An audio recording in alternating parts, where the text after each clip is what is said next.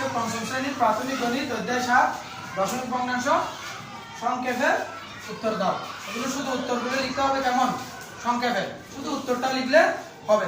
এগুলো আমরা কেমনে উত্তর বের করব আজকে সেই প্রক্রিয়া শেখাবো। কেমন আমাদের শুধু উত্তর বের করতে পারলে হচ্ছে, অঙ্ক করে দেখাতে হবে না। এগুলো নাম্বার হচ্ছে কত 1। সেজন্য আমরা শুধু উত্তর কেমনে বের করে সেই উত্তরটা যদি আমরা বের করে আনতে পারি তাহলে আমাদের শেষ কাজ।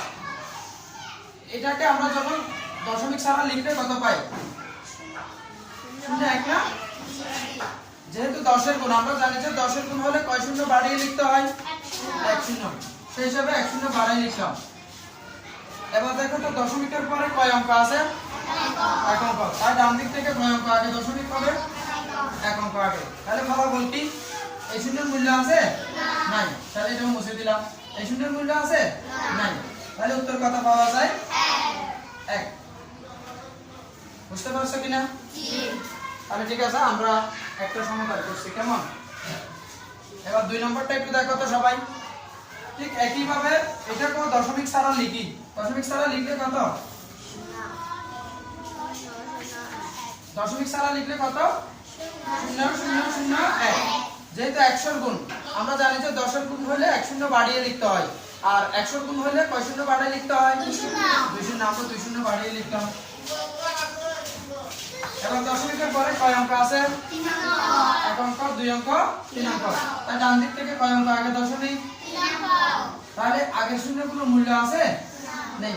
এগুলোর মূল্য আছে? নেই। সুতরাং আমরা কত লিখতে পারি উত্তর? 0.1।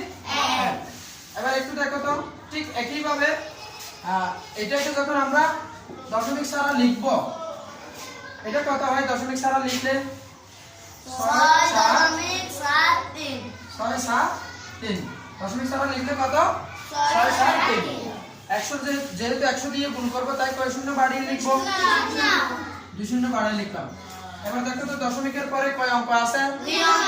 তাহলে ডান দিক থেকে কয় অঙ্ক আগে দশমিক দিব? তাহলে আমাদের উত্তরটা কত পাওয়া গেছে? দশমিকের পরে যেহেতু সব 0 হয়ে গেছে, তাই এগুলো দরকার আছে না।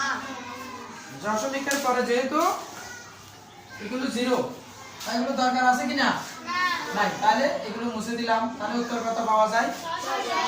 643। ঠিক আছে? তাহলে আমরা 3টা গুণ অঙ্ক নিয়েছি।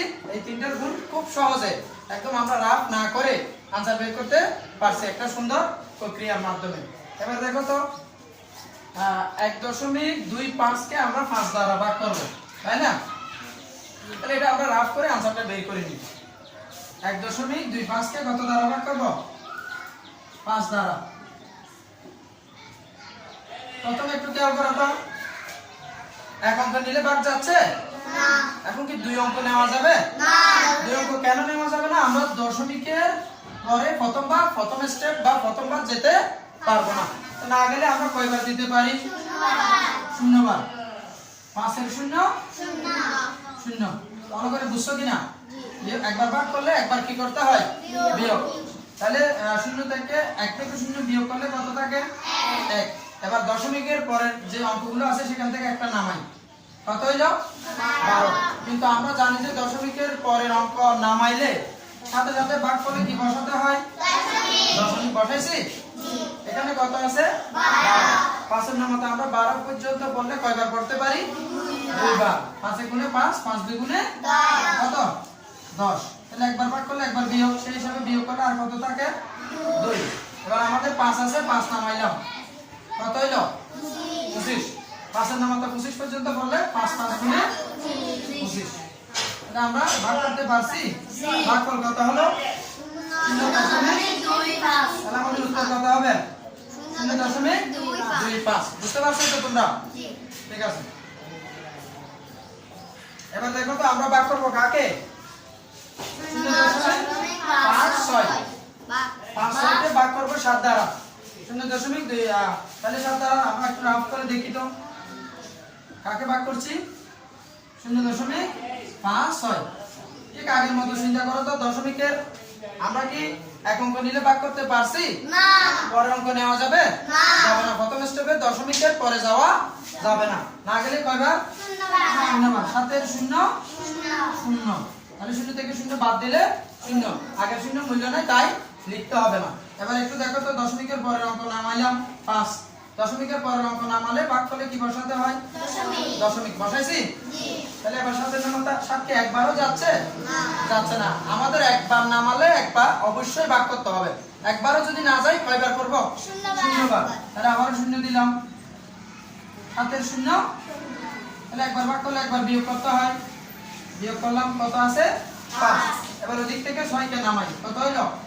56। কত হলো? 56। এবার সাতের নামাতে 56 পর্যন্ত পড়ো তো দেখি। 7 তাহলে মিলে গেছে কিনা? তাহলে কত পাওয়া গেছে উত্তর? এভাবে কি আমরা পরীক্ষায় সমাধান করতে পারবো ভাগকে? তাহলে আমরা পরের ক্লাসে দেখাবো, আজকে যে ভাগগুলো করেছি সেগুলোতে ভাজকে দশমিক নাই। পরের ক্লাসে আমরা এমন ভাগ অঙ্ক করব যেগুলো ভাজকে কি আছে? দশমিক আছে। তাহলে খুব সহজে আমরা এগুলোর উত্তর বের করতে পারি অল্প সময়ের মধ্যে। বুঝছো কিনা? এগুলোর একটাতে কয় নম্বর পরীক্ষায়? 1 নম্বর। তাহলে আমরা যতটা দেয় তত নম্বর পাবো। বৃত্তি পরীক্ষা যারা দিবে তাদের জন্য আরো বেশি গুরুত্বপূর্ণ। তোমরা এই নিয়ম মেনে ভাগ করলে খুব দ্রুত এগুলো সমাধান করে ফেলতে পারবে।